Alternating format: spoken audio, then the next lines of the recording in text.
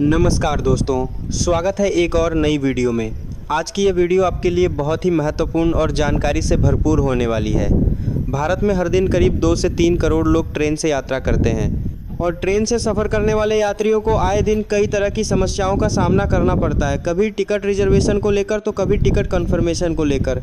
Train टिकटों की धांधली और बिचौलियों के चलते आम यात्री बेहद परेशान हैं। ऐसे में सरकार रेल टिकट को लेकर कुछ बड़े बदलाव करने जा रही है, जो कि जुलाई 2025 से पूरे देश में लागू हो जाएंगे।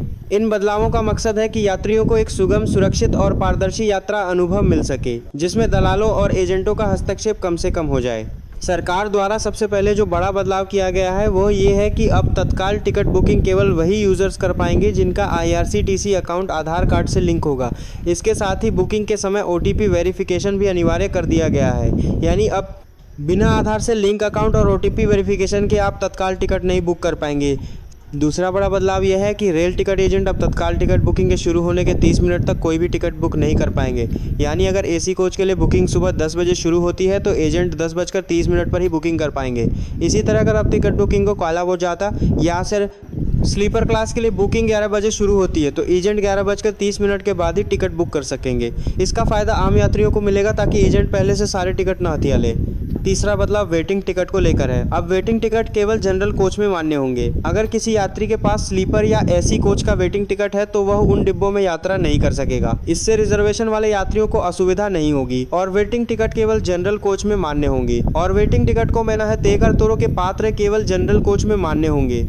यात्रा का अनुशासन बना रहेगा।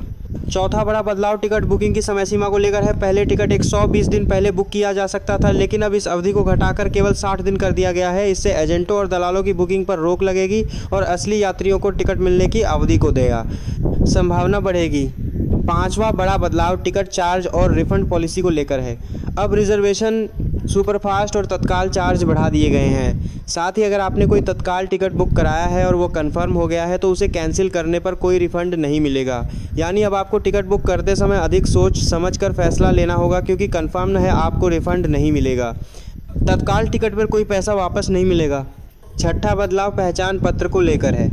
अब टिकट बुकिंग और यात्रा के समय एक ही ID प्रूफ दिखाना अनिवार्य होगा।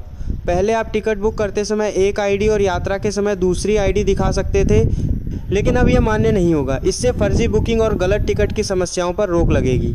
सातवां और आखिरी बदलाव खानपान और लगेज को लेकर किया गया है। अब यात्री बिना मील बुकिंग के भी ट्रेन में खाना खरीद सकते हैं। पहले ऐसा नहीं होता था और यात्रियों को सिर्फ मील बुकिंग के साथ ही भोजन मिलता था। इसके अलावा अगर आप तय सीमा से ज़्यादा सामान ले जाते हैं तो आपको 6 गुना तक जुर्माना देना पड़ सकता है। इसीलिए यात्रा में लगेज की मात्रा का विशेष ध्यान रखें। तो दोस्तों, ये थे रेलवे टिकट से जुड़े हुए 7 सबसे बड़े और नए नियम जो जुलाई 2025 से लागू हो रहे हैं। ये सभी बदलाव आपकी यात्रा को आसान, सुरक्षित और सुविधाजनक बनाने के लिए किए जा रहे हैं। अगर आप रेल से यात्रा करते हैं तो इन सभी नियमों को जानना आपके लिए ज़रूरी है।